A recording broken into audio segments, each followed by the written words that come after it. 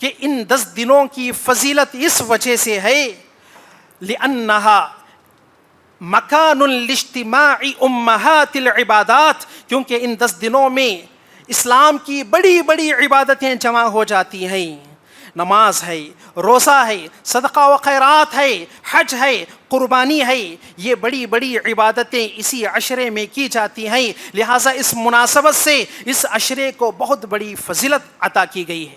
اور ایک وجہ یہ بھی ہو سکتی ہے کہ اس عشرے میں یوم عرفہ ہے اور یوم النحر قربانی کا دن ہے. اللہ کے نبی علیہ الصلاۃ والسلام نے فرمایا اربع لا تجوز فی الاضاحی، 4 قسم کے جانور ایسے ہیں جو قربانی میں جائز نہیں ہیں. الاوراء بین عورها، اگر کاناپن، جس کا کاناپن بالکل واضح ہو. المریضۃ البین مرضها، وہ بیمار جانور جس کی بیماری واضح ہو. والعرجاء بین ضلعها، وہ لنگڑا لولا جانور جس کا لنگڑا پن واضح ہو. والکثیرۃ التی لا تنقى، اور وہ کمزور اور لاغر اور دبلا پتلا جانور جس کے اندر گودا نہ ہو اور طاقت نہ ہو. ایسے جانوروں کی قربانی اللہ قبول نہیں فرماتا. اللہ کے رسول صلی اللہ علیہ وسلم نے فرمایا ما من یوم اکثر من ان یعتق اللہ فیہ عبدا من النار من یوم عرفہ. اللہ رب العالمین سب سے زیادہ اگر بندوں کو جہنم سے آزاد کرتا ہے تو وہ عرفہ کا دن ہے. سب سے زیادہ اللہ کی رحمت اس دن نازل ہوتی ہے، سب سے زیادہ رب کی مغفرت اس دن نازل ہوتی ہے، سب سے زیادہ اللہ رب العالمین کبیرہ گناہوں کے انسانوں کے معاف کرتا ہے اور اللہ تعالیٰ انسانوں کو جہنم سے اسی دن آزاد کرتا ہے. ان الحمد للہ نحمده ونستعینه ونستغفره ونعوذ باللہ من شرور انفسنا ومن سیئات اعمالنا من يهده الله فلا مضل له ومن يضلل فلا هادي له وأشهد أن لا إله إلا الله وحده لا شريك له وأشهد أن محمدا عبده ورسوله. أما بعد فإن خير الحديث كتاب الله وخير الهدي هدي محمد صلى الله عليه وسلم وشر الأمور محدثاتها فإن كل محدثة بدعة وكل بدعة ضلالة وكل ضلالة في النار. قال الله تعالى والفجر وليال عشر. وقال النبي صلى الله عليه وسلم أفضل أيام الدنيا العشر. وقال ما العمل في أيام أفضل منها في هذه؟ قالوا ولا الجهاد يا رسول الله؟ قالوا ولا الجهاد إلا رجل خرج بنفسه وماله فلم يرجع بشيء. معزز بزرگان دین، حاضرین جمعہ، خواتین اسلام، ہر قسم کی تعریف و توصیف، بزرگی، بڑائی، کبریائی اللہ رب العالمین کے لیے لائق و سزاوار ہے. جو رب العالمین دن کو رات میں، رات کو دن میں بدلنے پر قادر ہے، جو زمانوں کو بدلتا ہے اور بعض زمانوں کو، بعض ایام کو دیگر ایام پر فضیلت عطا فرماتا ہے. اس کے بعد لاکھوں کروڑوں انگنت درود و سلام نازل ہو تمام انبیاء پر، خصوصاً میرے اور آپ کے آخری نبی محمد الرسول اللہ صلی اللہ علیہ وسلم پر. معزز حاضرین، عام طور پر انسان کی جو طبیعت ہوتی ہے، انسان کا جو مزاج ہوتا ہے، وہ نیکیوں سے زیادہ گناہوں کی طرف مائل ہوتا ہے. یہی وجہ ہے کہ ہم لوگ ہماری زندگیوں میں نیکیاں کم کرتے ہیں، گناہ زیادہ کرتے ہیں. اکثر لوگ نیکی کے کام کم کرتے ہیں، گناہوں کے کام زیادہ کرتے ہیں. اللہ تعالیٰ نے فرمایا ان النفس لامارۃ بالسوء الا من رحم ربی. یقیناً انسان کا جو نفس ہے یہ انسان کو گناہ اور غلطیوں کی طرف آمادہ کرتا ہے اور غلطیوں کی طرف ان کو مائل کرتا ہے. اللہ کہ اللہ تعالیٰ کسی پہ رحم کرے، کسی کو نیک بنائے، کسی کو عابد و زاہد و نیک صالح بنائے تو وہ گناہ کم کرتا ہے، غلطیاں کم کرتا ہے، نیکیاں زیادہ کرتا ہے. لیکن اللہ رب العالمین کا ہم پر بہت بڑا فضل و احسان ہے کہ اللہ رب العالمین ہمارے ان گناہوں کی تلافی کی خاطر ہمارے اجر میں، ہمارے ثواب میں زیادتی کے خاطر، اور ہم اچھے کام زیادہ کریں، نیک کام زیادہ کریں، اس وجہ سے اللہ رب العالمین مختلف نیکیوں کے موسم ہماری زندگیوں میں عطا فرماتا ہے. اسی میں سے ایک ہے رمضان کا مہینہ جو 2 ماہ قبل ہم سے رخصت ہوا ہے، جس میں ہم نے بہت ساری نیکیاں کی، بہت ساری عبادتیں کی، نمازیں، تراویح اور صدقہ و خیرات، روزے اور دیگر اچھے اور خیر کے کام ہم نے انجام دیے. ویسا ہی ایک نیکیوں کا موسم انشاءاللہ کل سے شروع ہونے والا ہے، کیونکہ آج عرب ممالک کے اندر ذی الحجہ کی پہلی تاریخ ہے. قوی امکانات ہیں کہ آج یہاں پر بھی چاند نظر آ جائے گا انشاءاللہ. تو اگر چاند نظر آ گیا تو کل سے ذی الحجہ کی پہلی تاریخ شروع ہوگی مغرب کے بعد سے. تو معزز حاضرین، یہ جو عشرہ ہے جس کو ہم عشرہ ذی الحجہ کہتے ہیں، اس کا نام اس وجہ سے ہے کہ اس مہینے میں یا ان دنوں میں ایک بہت بڑی اللہ کی عبادت، حج کی عبادت انجام پاتی ہے. اسی مہینے میں لوگ حج کرتے ہیں، جس کی وجہ سے اس مہینے کو ذی الحجہ کا مہینہ کہا جاتا ہے. اللہ رب العالمین نے فرمایا والفجر ولیال عشر، قسم ہے فجر کی اور 10 راتوں کی. اکثر مفسرین نے کہا ہے کہ ان 10 راتوں سے مراد ذی الحجہ کا پہلا عشرہ ہے. ذی الحجہ کے شروع کے 10 دن ہیں جو سال کے تمام دنوں میں، سال کے 360 دنوں میں سب سے افضل ایام ہیں، سب سے افضل دن ہیں. اللہ کے رسول علیہ الصلاۃ والسلام فرماتے ہیں افضل ایام الدنیا العشر، دنیا کے سال کے سب سے بہتر اور سب سے افضل ایام یہی ایام ہیں عشر ذی الحجہ، ذی الحجہ کے شروع کے 10 دن. اور ایک حدیث میں آپ صلی اللہ علیہ وسلم نے فرمایا مل عمل فی ایام افضل منہا فی ہذہ، ان 10 دنوں میں جو کام ہم کرتے ہیں، جو نیکی کے کام، بھلائی کے کام، یہ ان 10 دنوں میں اتنے فضیلت والے بن جاتے ہیں، اتنے افضل ہیں کہ اتنے فضیلت والے اور افضل دیگر دنوں میں نہیں ہیں. بعض روایتوں میں یہاں تک بھی آیا ہے اللہ کے نزدیک سب سے افضل محبوب اعمال اور افضل اعمال یہی اعمال ہیں جس کو ہم ان 10 دنوں میں کرتے ہیں. بعض روایتوں میں آیا ہے کہ اعظمها اجرا، سب سے زیادہ اجر والے، سب سے زیادہ ثواب انہی 10 دنوں کے عمل پہ ہمیں ملتا ہے. صحابہ نے پوچھا ولل جہاد یا رسول اللہ، اے اللہ کے رسول کیا اس 10 دنوں کے عمل کے مقابلے میں جہاد افضل نہیں ہے؟ تو اللہ کے رسول نے فرمایا ولل جہاد، جہاد بھی افضل نہیں ہے، ان 10 دنوں کے اعمال جہاد سے بھی زیادہ افضل ہیں. اللہ کہ کوئی شخص اپنی جان اور اپنے مال کے ساتھ اللہ کے راستے میں نکلے، اپنی جان کی بھی قربانی پیش کرے، اپنے مال کی بھی قربانی پیش کرے اور اللہ کے راستے میں شہید ہو جائے اور اپنا مال اللہ کے راستے میں قربان کر دے تو وہ شخص افضل ہے. لیکن اگر واپس کوئی آ جائے زندہ بچ کر، اگر وہ جہاد میں بھی اللہ کے راستے میں بھی شریک ہوتا ہے تو اس کا عمل اس کے عمل سے کم ہے.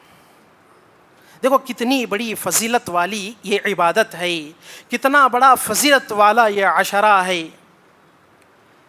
معزز حاضرین، شیخ الاسلام ابن تیمیہ رحمہ اللہ سے پوچھا گیا کہ رمضان کا آخری عشرہ زیادہ بہتر ہے یا ذی الحجہ کا پہلا عشرہ زیادہ افضل ہے؟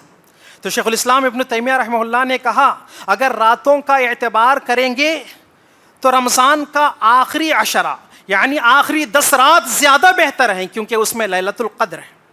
اگر دن کا اعتبار کریں گے ذی الحجہ کا پہلا عشرہ رمضان کے دنوں سے زیادہ بہتر ہے، رمضان کے عشروں سے زیادہ بہتر ہے، کیونکہ اس میں یوم النحر ہے یعنی قربانی کا دن ہے. آخر اللہ رب العالمین نے ان 10 دنوں کو اتنی بڑی فضیلت کیوں عطا کی؟ دیکھیے سب سے پہلے ہم یہ بات ذہن میں رکھ لیں کہ اللہ تعالیٰ کسی دن کو کسی دن پر فضیلت عطا کرتا ہے، کسی شخص کو کسی شخص پر فضیلت عطا کرتا ہے، کسی مہینے کو کسی مہینے پر فضیلت عطا کرتا ہے، کسی موسم کو کسی موسم پہ فضیلت عطا کرتا ہے. تو یہ اللہ کی مشیت ہے، یہ اللہ کی مرضی ہے، اللہ تعالیٰ جسے جس پر چاہے فضیلت عطا فرمائے. لیکن ایک وجہ ابن حجر رحمۃ اللہ علیہ فرماتے ہیں کہ ان 10 دنوں کی فضیلت اس وجہ سے ہے لِأَنَّهَا مکان لاجتماع امہات العبادات، کیونکہ ان 10 دنوں میں اسلام کی بڑی بڑی عبادتیں جمع ہو جاتی ہیں. نماز ہے، روزہ ہے، صدقہ و خیرات ہے، حج ہے، قربانی ہے، یہ بڑی بڑی عبادتیں اسی عشرے میں کی جاتی ہیں. لہٰذا اس مناسبت سے اس عشرے کو بہت بڑی فضیلت عطا کی گئی ہے. اور ایک وجہ یہ بھی ہو سکتی ہے کہ اس عشرے میں یوم عرفہ ہے اور یوم النحر قربانی کا دن ہے، اس وجہ سے بھی اس عشرے کا مقام اور مرتبہ بڑھ جاتا ہے. بہرحال اس عشرے کی بہت بڑی فضیلت ہے.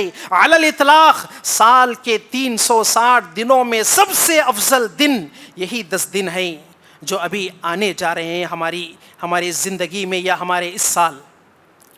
اگر ہم اس عشرے کو پالیں، اس عشرے میں ہم زندہ رہیں، تو ہمیں کیا کرنا چاہیے؟ دیکھیے، سب سے پہلے ہمیں جو کام کرنا ہے وہ مطلق طور پر ہم سے جتنی نیکیاں ہو سکیں، جتنے خیر کے کام ہو سکیں، نماز، روزہ، صدقہ و خیرات، ذکر و اذکار اور جتنی بھی عبادت، جتنا بھی خیر ہو سکے ہم سے ہم وہ کریں. لیکن بالخصوص خاص طور پر اللہ کے رسول علیہ الصلاۃ والسلام نے کچھ کاموں کے کرنے کا ہمیں حکم دیا. اس میں سے ایک کام ہے کثرت سے اللہ کا ذکر کرنا. حدیث میں آتا ہے اللہ کے رسول علیہ الصلاۃ والسلام نے فرمایا ان 10 دنوں کی عبادت سب سے زیادہ افضل عبادت ہے، لہٰذا فَأَكْثِرُوا فِيهَا مِنَ التَّهْلِيلِ والتکبیر والتحمید، لہٰذا ان 10 دنوں میں تم لا الہ الا اللہ، اللہ اکبر اور اسی طرح تسبیح و تحمید کثرت سے پڑھا کرو، اللہ کا ذکر کثرت سے کیا کرو. ان 10 دنوں میں علی الاطلاق دن ہو یا رات ہو، کہیں بھی ہو، کسی بھی وقت ہو، ہم لوگوں کو اللہ کی تعریف، اللہ کی تسبیح، اللہ کی تحمید، اللہ کی تحلیل، ذکر و اذکار پڑھتے رہنا چاہیے. ابن عمر اور ابو ہریرہ رضی اللہ عنہم کے بارے میں آتا ہے کہ وہ جب یہ عشرہ شروع ہوتا تو بازاروں میں، گلیوں میں زور زور سے اللہ کا ذکر کیا کرتے، زور زور سے تکبیرات بلند کیا کرتے، یہاں تک کہ بازار گونج جاتا اور سارے لوگ ان کی تکبیر پہ تکبیر کہا کرتے. ان کا ذکر سن کر دوسرے لوگ بھی ذکر کیا کرتے تھے. لہٰذا اس مہینے میں سب سے زیادہ کثرت کے ساتھ اللہ رب العالمین کا ذکر کرنا چاہیے. اور اسی طرح روزہ رکھنا چاہیے. آپ صلی اللہ علیہ وسلم کے بارے میں آتا ہے کان رسول اللہ صلی اللہ علیہ وسلم یصوم 9 ذی الحجہ، آپ صلی اللہ علیہ وسلم ذی الحجہ کے 9 دنوں میں روزہ رکھا کرتے تھے. ذی الحجہ کے 9 دنوں کا آپ صلی اللہ علیہ وسلم روزہ رکھا کرتے تھے. لہٰذا اس پورے عشرے میں قربانی کے دن کو چھوڑ کر ہم 9 دنوں میں اگر ہو سکے تو روزہ ضرور رکھیں. اگر نہیں ہو سکا تو کم سے کم عرفہ کا روزہ ضرور رکھیں، کیونکہ عرفہ کے متعلق آپ صلی اللہ علیہ وسلم نے فرمایا الحج عرفہ، یہ عرفہ کا دن اتنا فضیلت والا دن ہے، اتنا افضل دن ہے کہ اگر حج ہے تو وہ عرفہ کا ہے. یعنی بغیر عرفہ میں رکے کے، بغیر عرفہ میں جائے کے کسی بھی شخص کا حج ہو نہیں سکتا. اگر کوئی شخص حج میں نہ رکے، عرفہ میں نہ رکے، عرفہ میں جا کے نہ ٹھہرے، اس شخص کا حج نہیں ہوتا. اسی لیے اللہ کے نبی نے کہا الحج عرفہ، حج عرفہ کا نام ہے. اور اسی طرح اس دن کی فضیلت بیان کرتے ہوئے اللہ کے رسول صلی اللہ علیہ وسلم نے فرمایا ما من یوم اکثر من ان یعتق اللہ فیہ عبدا من النار من یوم عرفہ. اللہ رب العالمین سب سے زیادہ اگر بندوں کو جہنم سے آزاد کرتا ہے تو وہ عرفہ کا دن ہے. سب سے زیادہ اللہ کی رحمت اس دن نازل ہوتی ہے، سب سے زیادہ رب کی مغفرت اس دن نازل ہوتی ہے، سب سے زیادہ اللہ رب العالمین کبیرہ گناہوں کے انسانوں کے معاف کرتا ہے اور اللہ تعالیٰ انسانوں کو جہنم سے اسی دن آزاد کرتا ہے. وَإِنَّهُ لَيَدْنُو ثم یباہی بہم الملائکہ، میدان عرفہ میں وقوف کرنے والے حاجیوں کو دیکھ کر اللہ رب العالمین ان کے قریب ہوتا ہے اور ان کے قریب ہو کر فرشتوں پر فخر کرنے لگتا ہے. اللہ رب العالمین اپنے ان بندوں کی بندگی کو دیکھ کر، اپنے ان بندوں کی عاجزی و ان کی ساری دعاؤں اور عبادتوں کو دیکھ کر اللہ تعالیٰ فرشتوں پہ فخر کرتے ہوئے کہتا ہے کہ ما اراد ہؤلاء، اے میرے فرشتوں، یہ جو میرے نیک بندے ہیں جو آج پراگندہ حالت میں اور آج عاجزی و انکساری کے ساتھ میری بندگی میں لگے ہیں، میرے بارگاہ میں ہاتھ اٹھا کر عاجزانہ طور پر مجھ سے دعائیں مانگ رہے ہیں، تو یہ مجھ سے کیا چاہتے ہیں وہ میں ان کو دینے کے لیے تیار ہوں۔ اور یہی وہ عظیم دن ہے جس دن اللہ رب العالمین نے دین کو مکمل کیا، اور اس دن ایک آیت نازل ہوئی جو بہت عظیم آیت ہے، الیوم اکملت لکم دینکم واتممت علیکم نعمتی ورضیت لکم الاسلام دینا۔ ایک شخص عمر رضی اللہ عنہ کے پاس آیا، یہودی شخص تھا، کہنے لگا تمہارے دین میں، تمہاری شریعت میں، قرآن میں ایک ایسی آیت ہے، اگر وہ آیت ہمارے دین میں ہوتی تو ہم اس دن کے جس دن وہ نازل ہوئی اس دن کو عید بنا لیتے۔ تو عمر رضی اللہ عنہ نے کہا مجھے کون سی آیت ہے وہ؟ تو اس یہودی نے کہا الیوم اکملت لکم دینکم۔ تو عمر رضی اللہ عنہ کہتے ہیں کہ مجھے اچھے سے یاد ہے کہ یہ آیت کہاں اور کس وقت نازل ہوئی، اور یہ آیت عرفہ کے دن اللہ کے رسول علیہ الصلاۃ والسلام جب حج میں تھے، عرفہ میں تھے، اس وقت آپ صلی اللہ علیہ وسلم پر نازل ہوئی۔ امام قرطبی رحمہ اللہ فرماتے ہیں کہ شیطان سب سے زیادہ اپنے آپ کو چھوٹا، حقیر، ذلیل اور کمزور کسی دن سمجھتا ہے تو وہ اسی دن اپنے آپ کو سب سے زیادہ حقیر سمجھتا ہے، سب سے زیادہ کمزور، سب سے زیادہ چھوٹا اسی دن سمجھتا ہے۔ اس کی وجہ یہ ہے کہ اللہ رب العالمین اس دن کثرت سے اپنی رحمت کو نازل فرماتا ہے، اور لوگوں کے بڑے بڑے گناہوں کو اللہ رب العالمین اس دن معاف فرماتا ہے۔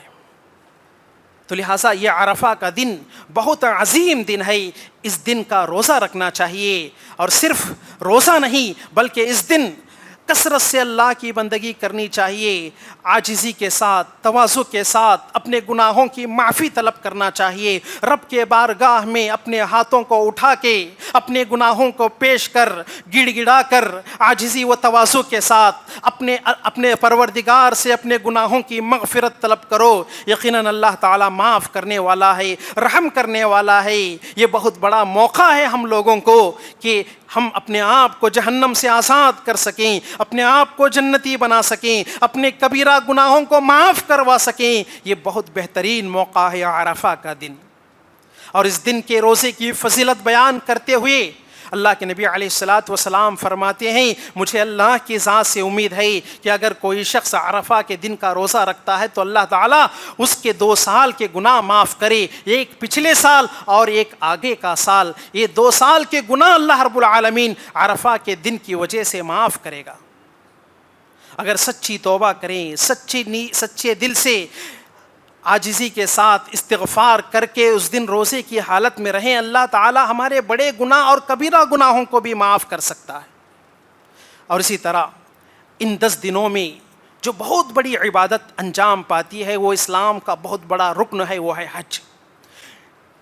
حج 8 ذی الحجہ کو تمام حجاج کرام اپنے اپنے مقامات سے، اپنے اپنے کمروں سے یہ احرام باندھ کر مینا کی طرف نکلتے ہیں اور لبیک اللہم لبیک کی صدائیں بلند کرتے ہیں۔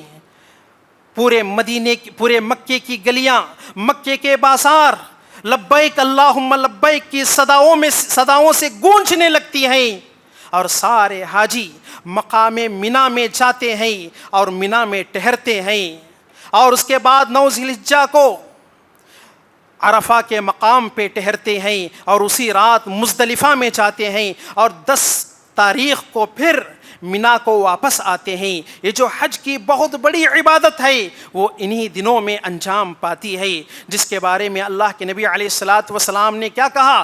یہ اسلام کا بنیادی رکن ہے، 5واں رکن ہے، 5واں پلر ہے۔ اور ایک حدیث میں فرمایا من حج فلم یرفث ولم یفسق رجع کیوم ولدته امہ۔ اگر کوئی شخص حج کرے، گناہ کے کام نہ کرے، جھگڑا نہ کرے، فحش باتیں اور فحش کام نہ کرے، رجع کیوم ولدته امہ، وہ حج سے اپنے گھر کو ویسے ہی واپس آتا ہے جیسے ماں کے پیٹ سے بچہ بے گناہ ہو کر، پاک و صاف ہو کر پیدا ہوتا ہے۔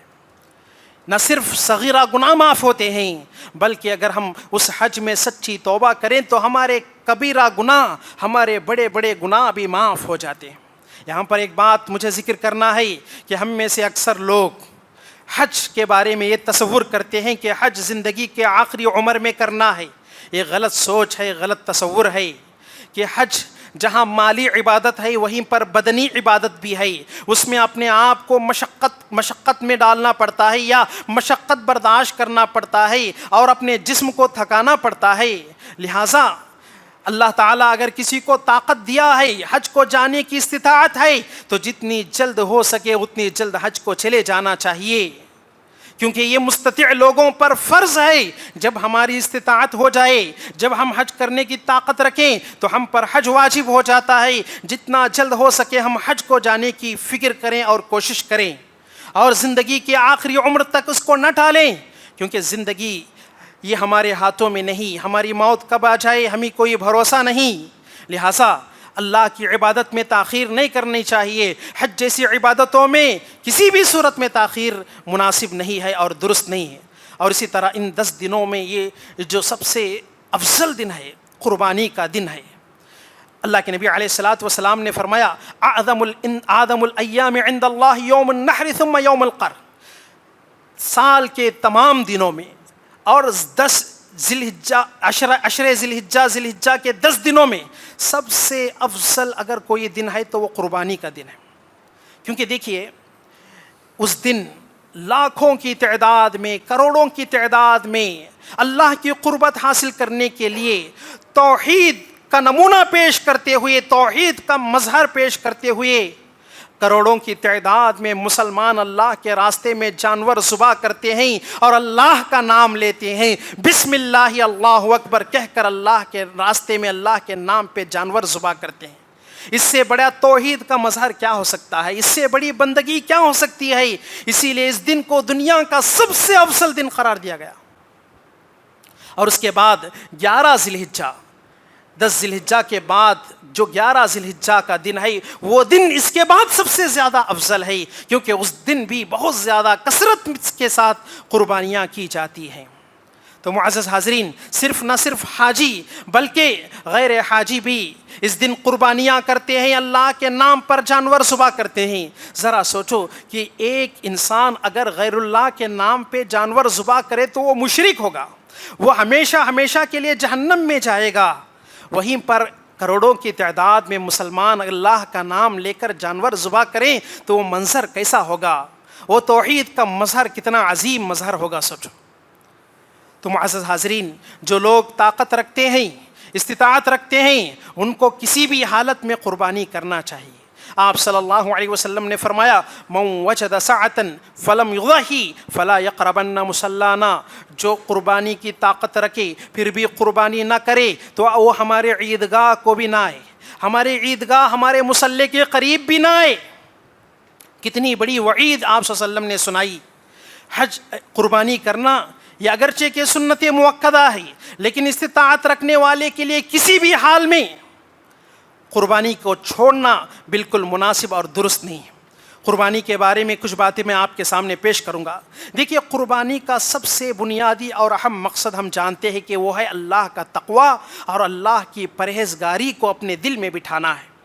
اللہ تعالیٰ فرماتا ہے لن ینال اللہ لحومها ولا دماؤها ولکن ینالہ التقوی منکم. اللہ تعالیٰ کو تمہاری قربانیوں کا خون اور گوشت نہیں پہنچتا, اگر اللہ کو پہنچتا ہے تو وہ تمہارے دلوں کا تقوی ہے. لہٰذا اپنے دل میں اللہ کا تقوی پیدا کریں, اخلاص پیدا کریں, للہیت پیدا کریں اور اللہ کے لیے اخلاص کے ساتھ قربانیوں کا جانور خریدیں اور قربانی پیش کریں. اور ایک بات یاد رکھیں, جب آدم علیہ الصلاۃ والسلام کے 2 بیٹے حابیل اور قابیل نے دونوں نے قربانی دی تو اللہ تعالیٰ نے ایک کی قربانی کو قبول کیا اور دوسرے کی قربانی کو رد کیا اور فرمایا انما یتقبل اللہ من المتقین. یقیناً اللہ تعالیٰ انہی لوگوں کی قربانیوں کو قبول فرماتا ہے جو متقی ہوتے ہیں, انہی لوگوں کی نیکیوں کو اللہ قبول فرماتے ہیں جو متقی اور تقوی والے پرہیزگار بندے ہوتے ہیں, جو دکھاوے کے لیے, ریاکاری کے لیے اور دوسروں پر فخر کرنے کے لیے یا اس نیت سے قربانی کرتے ہیں کہ میں مالدار ہوں یا میرے پڑوس میں سارے لوگ قربانی کر رہے ہیں یا میرے رشتہ دار سارے لوگ میرے دوست احباب قربانی کر رہے ہیں، اگر میں قربانی نہ کروں گا تو میں ان کی نگاہوں میں کمزور ہو جاؤں گا، یا پھر ان کی نگاہوں میں میں حقیر بن جاؤں گا، یا پھر میرا کیا مقام رہے گا۔ اس نیت سے اگر آپ قربانی کرتے ہیں تو وہ قربانی کی اللہ کو ضرورت نہیں، وہ قربانی مردود ہے، اس قربانی کے کرنے سے بہتر ہے کہ آپ نہ کریں۔ بس اوقات بعض لوگ اس لیے قربانی کا بکرا خرید کے لاتے ہیں کہ قربانی کا بکرا ہمارے بچوں کو پسند ہے، ہمارے بچے اس سے کھیلتے ہیں اور ہمارے بچے بار بار ستا رہے ہیں۔ یہ بھی غلط نیت ہے، غلط ارادہ ہے۔ قربانی اللہ کے لیے ہونا چاہیے، خالص اللہ کے لیے، اللہ کا تقرب حاصل کرنے کے لیے۔ اور عام طور پر ماحول میں آج کے زمانے میں جب سے سوشل میڈیا آیا ہے، قربانی کے جانوروں کو سوشل میڈیا میں پوسٹ کیا جاتا ہے، اسٹیٹس میں رکھا جاتا ہے اور وہ دوسروں تک گروپوں میں بھیجا جاتا ہے، بس اس وجہ سے کہ لوگ دیکھیں کہ میں نے کتنا مہنگا بکرا خریدا ہے اور کتنا مہنگا جانور خریدا ہے اور میں کتنا بڑا اللہ کا متقی ہوں، دیکھو اتنی بڑی قربانی میں پیش کر رہا ہوں۔ اور بس اوقات ہم لوگ بعض نوجوانوں کو دیکھتے ہیں کہ ان کا کام ہی رہتا ہے کہ قربانی کے دن آتے ہی فوراً بازاروں میں ادھر جاتے ہیں ادھر جاتے ہیں، واویلا مچاتے ہیں، ہنگامہ مچاتے ہیں اور ساری دنیا کو بتاتے ہیں کہ ہم قربانی کا جانور خرید رہے ہیں۔ کیا یہ اخلاص ہے؟ کیا یہ اللہ کا تقوی ہے؟ ذرا سوچو، کہ یہ قربانی قبول ہوتی ہے؟ بالکل نہیں۔ عبادت خالص اللہ کے لیے ہونا چاہیے، اللہ کا تقوی حاصل کرنے کے لیے ہونا چاہیے۔ اور اسی طرح بس اوقات یہ بھی دیکھنے کو ملتا ہے کہ بعض لوگ قربانی کا جانور قربانی سے ایک دن پہلے رات میں اس کو لڑاتے ہیں، اس کو جھگڑا کرواتے ہیں، قربانیوں کے بکروں کا فائٹ چلتا ہے۔ نعوذ باللہ، کتنی بری حرکت ہے، کتنی بدترین حرکت ہے، اور اس پہ فخر کرتے ہیں کہ دیکھیے میرا جانور فلاں جانور پہ جیت گیا اور میرا جانور اس فلاں کے جانور پر طاقت اور غالب آ گیا۔ اگر اس جانور کو زخم ہو جائے، اس جانور کو اگر کچھ ہو جائے تو وہ قربانی قبول بھی نہیں ہوتی، کیونکہ بے عیب جانوروں کی قربانی کو اللہ تعالیٰ قبول فرماتا ہے۔ جیسا کہ حدیث میں آتا ہے، اللہ کے نبی علیہ الصلاۃ والسلام نے فرمایا، اربع لا تجوز فی الاضاحی، 4 قسم کے جانور ایسے ہیں جو قربانی میں جائز نہیں ہیں۔ الاوراء بین عورها، اگر کاناپن، جس کا کاناپن بالکل واضح ہو۔ المریضۃ البین مرضها، وہ بیمار جانور جس کی بیماری واضح ہو۔ والعرجاء بین ضلعها، وہ لنگڑا لولا جانور جس کا لنگڑا پن واضح ہو۔ والکثیرۃ التي لا تنقى، اور وہ کمزور اور لاغر اور دبلا پتلا جانور جس کے اندر گودا نہ ہو اور طاقت نہ ہو، ایسے جانوروں کی قربانی اللہ قبول نہیں فرماتا۔ اور اسی طرح ایک روایت میں آتا ہے، علی رضی اللہ عنہ فرماتے ہیں کہ اللہ کے رسول صلی اللہ علیہ وسلم نے ہمیں حکم دیا کہ ہم جب قربانی کا جانور خریدتے ہیں تو اس کے کانوں کو دیکھیں، ایسے جانور نہ خریدیں جس کے کان کٹے ہوں یا پھٹے ہوں یا جس کے کان میں سوراخ ہو، ایسے جانوروں کو نہ خریدیں، بالکل بھی نہ خریدیں۔ ہاں البتہ وہ جانور ہیں جس کو حکومت کی طرف سے کانوں میں سوراخ ڈال کر کچھ نشانی لگائی جاتی ہے، چھوٹا موٹا سوراخ ہوتا ہے، واضح نہیں ہوتا، ایسے جانور قربانی کر سکتے ہیں۔ اور اسی طرح سینگ ٹوٹے جانوروں کی بھی قربانی نہیں کرنا ہے۔ ہاں اگر تھوڑا بہت سینگ ٹوٹا ہے تو وہ جانور صحیح ہے، اس جانور کی قربانی کر سکتے ہیں، لیکن آدھے سے زیادہ اگر سینگ ٹوٹا ہے یا پورا سینگ ٹوٹا ہے تو اس جانور کی قربانی جائز نہیں ہے۔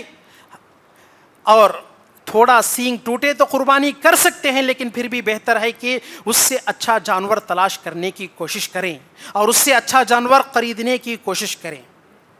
اور اسی طرح یہ جو عیوب حدیث میں آئے ہیں، ان سے بڑے بڑے عیوب اگر کسی جانور میں ہیں، ان سے بڑی بڑی بیماریاں کسی جانور میں ہیں، وہ جانوروں کی بھی قربانی جائز نہیں ہے۔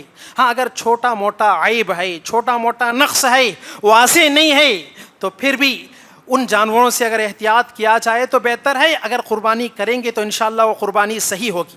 اور اسی طرح حلال کمائی سے ہم لوگوں کو قربانی کرنی چاہیے، کیونکہ اللہ تعالیٰ فرماتا ہے، اللہ کے نبی صلی اللہ علیہ وسلم نے فرمایا، ان اللہ طیب لا يقبل الا طیبا، یقیناً اللہ پاک ہے اور پاک چیزوں کو قبول فرماتا ہے۔ حرام کمائی سے کی گئی کوئی بھی عبادت اللہ تعالیٰ قبول نہیں فرماتا. اور ضرورت پڑے تو قربانی کرنے کے لیے قرض لے سکتے ہیں، کوئی غلط نہیں ہے.